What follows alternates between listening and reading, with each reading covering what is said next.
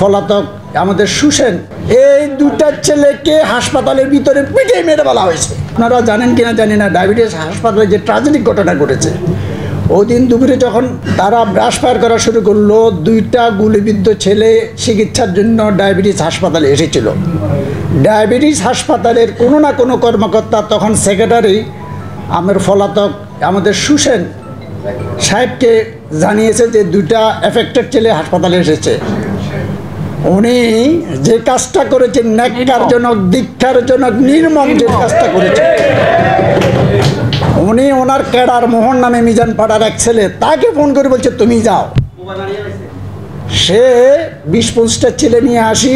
এই ছেলেগুলো খুব মারাত্মক উন্ডেড ছিল না, মেজর ইনজুর ছিল। ছেলেগুলো নিজেরাই রিক্সা করে নিয়ে এসছে, কারো পায়ে গুলি লেগছে, কারো হাতে গুলি লেগছে।